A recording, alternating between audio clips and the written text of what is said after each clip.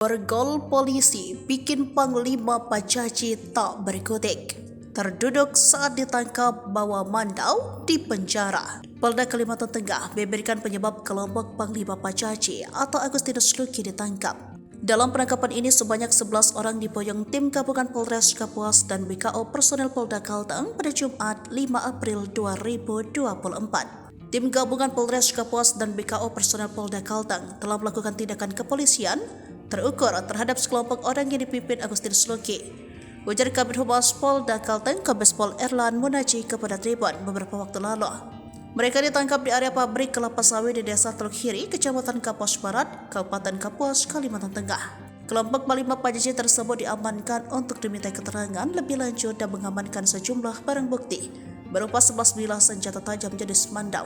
Kombes Erlan Munaji menjelaskan bahwa kelompok Panglima Pajaji diduga telah mengganggu ketertiban umum dengan cara menutup akses jalan di PT LAK.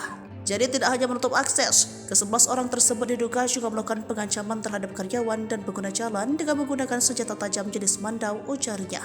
Terkait mereka diamankan akan dikenakan pasal 2 ayat 1 Undang-Undang Nomor 12 DRT tahun 1951 dan atau pasal 335 ayat 1 contoh pasal 55 ayat 1 KUHP pidana.